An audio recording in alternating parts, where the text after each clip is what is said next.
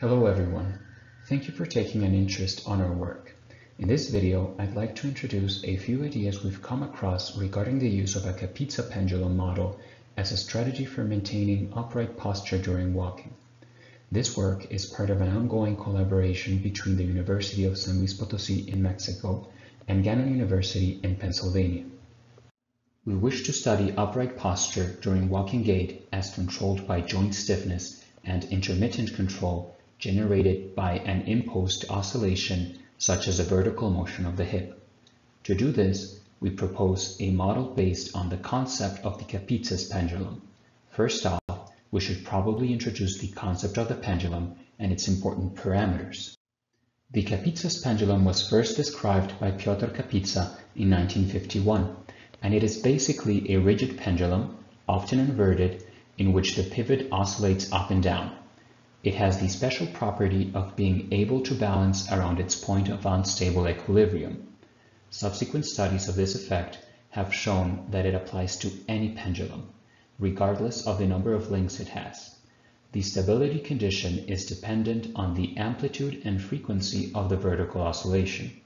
While the classic model of the Kapitza pendulum assumes a free rotation around its pivot, for the work shown here, we'll additionally consider a torsional spring and a viscous friction located at the joint. In doing so, it is possible to arrive to the following dynamic equations of motion. Here's the dynamic model. We take a special interest on terms K, the joint stiffness, the term mLg, the torque exerted by gravity, and the frequency-dependent term mLA omega squared, which appears to counteract it. Please remember that A and omega correspond to the amplitude and frequency of oscillation of the vertical motion.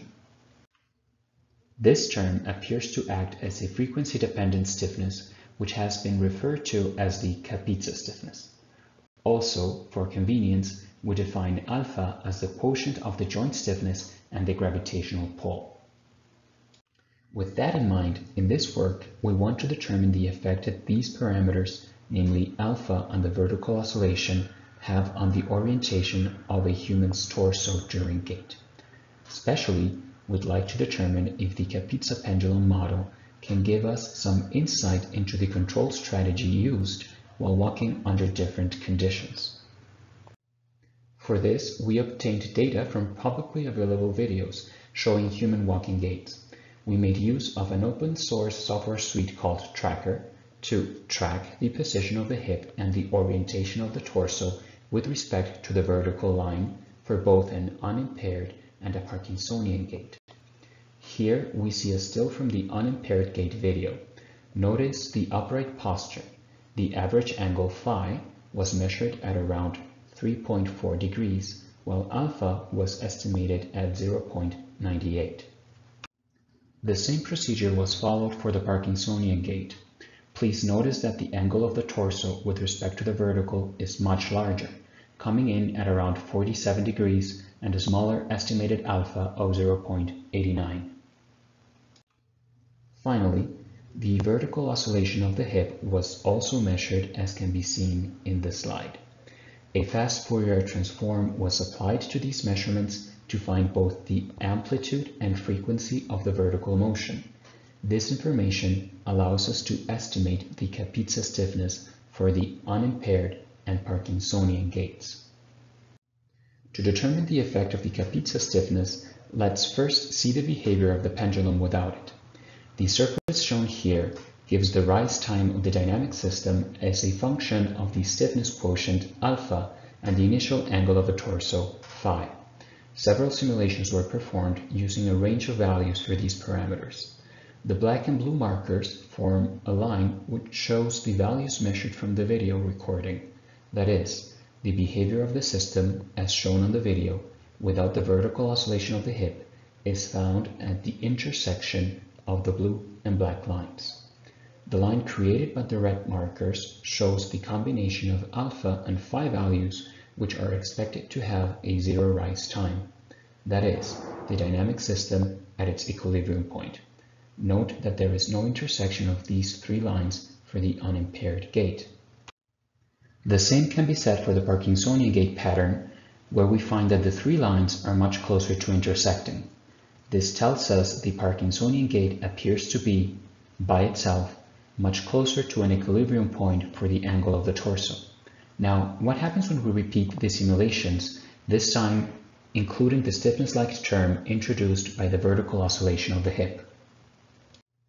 In both cases, but shown much clearly on the Parkinsonian gate, the introduction of the vertical oscillation changes the shape of the surface. Mainly, it adds a sort of valley around the equilibrium points. It also moves the red line in such a way that the intersection between all three of the lines is much closer. This suggests that the vertical oscillation of the hip nudges the system close to an equilibrium point. Let's take a closer look around these intersection points. On this close-up, please note that the width of the valley differs between the two gate patterns. Specifically, the unimpaired pattern shows a much narrower trench with what can be described as steeper walls. From the changes observed on the surface after the introduction of the vertical oscillation, we posit the existence of at least two distinct control strategies for maintaining stability during gait. Also, the intersection of lines happens in locations with different characteristics. For the Parkinsonian gait pattern shown here, the intersection occurs inside the valley, quite close to the equilibrium positions. In fact, this tells us that the gait parameters, torso and joint stiffness, can be modified while remaining inside the valley and close to the equilibrium position.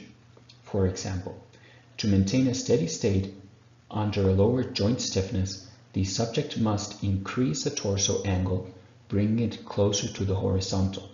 This stability is only mildly affected by the vertical oscillation.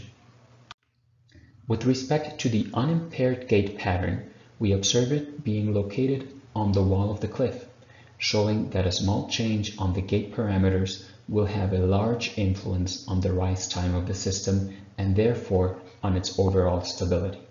It could be speculated that this gait pattern operates in an unstable condition which takes a long time to converge to its steady state, but could be quickly stabilized via a small change in joint stiffness.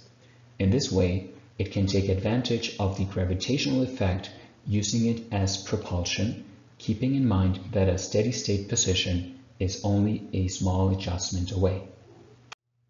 With that, I'd like to thank you for your time. Of course, if you have any questions or comments, I'll be happy to discuss. Thank you.